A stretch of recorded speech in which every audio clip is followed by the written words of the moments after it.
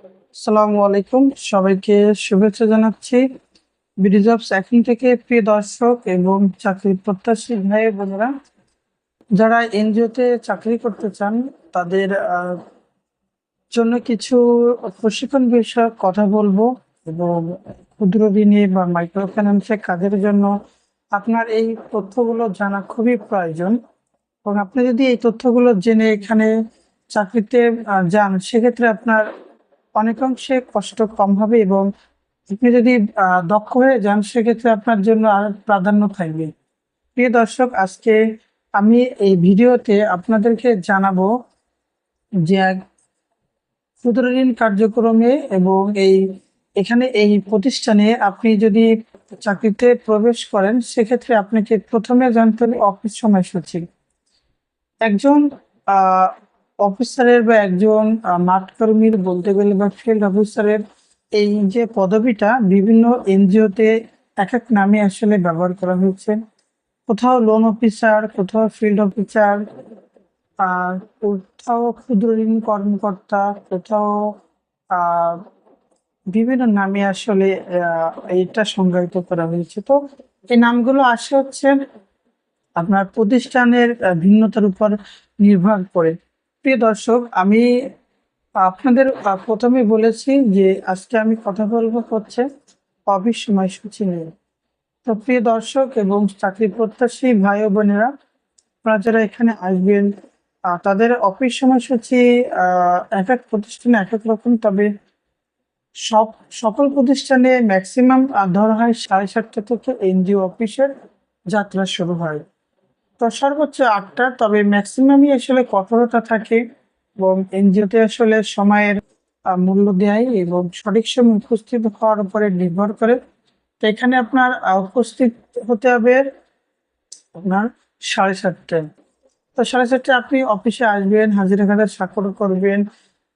7:30টার পরে আসা 7:30টার সকালে ম্যানেজার আপনার এই প্রোগ্রাম নিয়ে বিভিন্ন আলোচনা করবে এবং এই আলোচনা করে আপনাকে আসলে মাঠে যেতে হবে। তো আপনাকে আসলে আপনি যদি যদি চাকরি কন্টিনিউ করেন বা আপনার অফিসে আগের দিন এসে আপনি যাওয়ার আগে যদি আপনার ব্যাগে আপনার এই তো জিনিসগুলো আসলে রেখে যাবেন, গুছিয়ে যাবেন, তাহলে আপনি অফিসে এসে আসলে আপনার কিছু ভুলার সম্ভাবনা থাকবে না।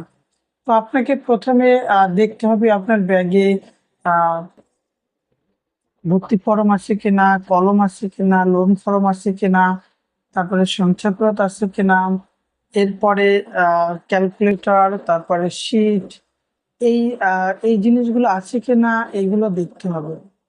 তো অবশ্যই আপনার ওই দিন ওই সমিতির যদি কোনো পাস বই থেকে থাকে, সেটা আছে কিনা এটাও আপনাকে দেখতে হবে। এইগুলো যদি আপনি আগের দিন রেখে যান গুছিয়ে আপনার ব্যাগের মধ্যে, তাহলে আপনার সকালে আসলে কোনো কিছু ভুলার আসলে আহ সম্ভাবনা থাকে না। এবং আপনি খুব সহজে অফিসে আসলেন, মিটিং এ যোগদান করলেন এবং হাজিরা খেতে স্বাক্ষর করলেন, মুভমেন্ট করলেন।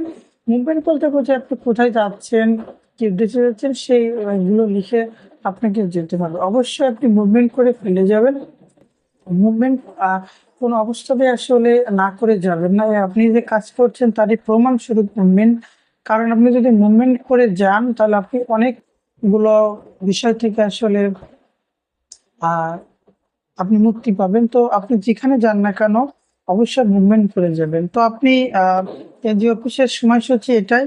এবং আপনি এনজিও অফিসের সময় আসার সময় আছে কিন্তু যাওয়ার অনেক সময় দেখা যাবে যে আপনি ফি কালেকশন করে আহ এরকম 1টার মধ্যে অফিসে আসছেন বা অনেক সময় 2টাও বেজে যেতে পারে। তো আসার পরে আপনাকে কি করতে হবে? আসার পরে আপনাকে টাকা ডিনোট করে টাকা জমা দিতে হবে এবং টাকা জমা দিয়ে আপনার লোন বিতরণ দিতে হবে।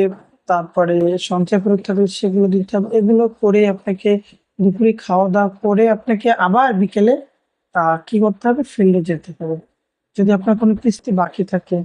আর যদি কিস্তি বাকি না থাকে, তাহলে আপনার না গেলেও চলবে। আপনি বাকি যে কাজ থাকে শীট যোগ করা এবং আধার যোগ্য লেখা, এই আধার যোগ্যটা বিভিন্ন প্রতিষ্ঠানে বিভিন্ন নামে থাকে। আর এখন বেশিরভাগ প্রতিষ্ঠানে আসলে অ্যাপস এর মাধ্যমে আসলে কালেকশন শিটের পাশাপাশি অ্যাপস থাকে। আপনি যখন যদি কোনো সদস্যের কাছ থেকে সঞ্চয় আদায় করলেন, কিস্তি আদায় করলেন, আপনি সঙ্গে সঙ্গে আপনি অ্যাপসে জমা দিতে পারেন। অ্যাপসে আদায় দেওয়ার পাশাপাশি আপনি যদি শিটে পোস্টিং দিয়ে দেন, সেক্ষেত্রে আপনার জন্য অনেক ভালো হবে। আহ, এই এই তাহলে আপনার অফিসে শিট যোগ করতে এবং টাকা মেলাতে সহজ হবে। তো আপনি যদি এই বিষয়গুলো লক্ষ্য রাখেন আর আপনার যদি ফিল্ড ভালো হয়, কোনো কিস্তি বাকি না থাকে, তাহলে আপনি ৫টা বা সন্ধ্যে ৬টার মধ্যে, অর্থাৎ এনজিওতে আপনার কাজ শেষ হয়ে গেলে আপনাকে আসলে অফিসে থাকার প্রয়োজন থাকে না। যদি কাজ থেকে থাকে তাহলে আপনাকে অফিসে আহ, থেকে আসলে কাজ করে যেতে হয়। তো বেসিক্যালি যারা এনজিওতে কাজ করে ম্যাক্সিমামই আসলে, যদি আপনি যেন কোনো খারাপ শাখায় থেকে থাকেন বা খারাপ শাখায় পোস্টিং হয়ে থাকে, আর যদি আপনি খারাপ প্যাকেজ পেয়ে থাকেন, সেক্ষেত্রে আপনাকে আসলে অনেক সময় রাত করে বাসায় যেতে হতে পারে।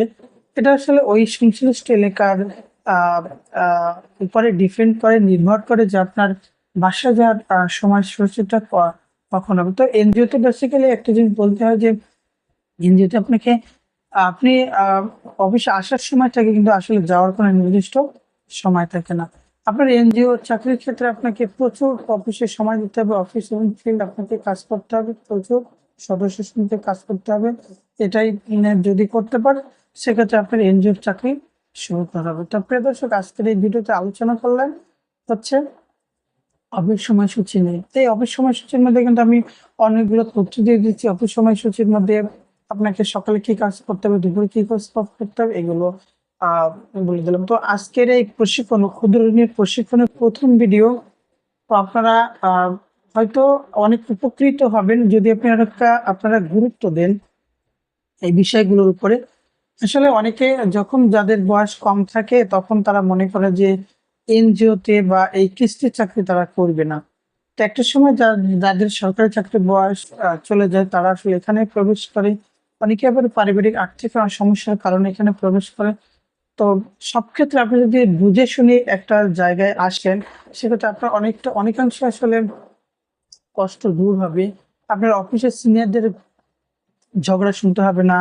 সিনিয়ররা অনেক সময় অনেকভাবে আসলে আপনাকে হতাশাগ্রস্ত করতে পারে।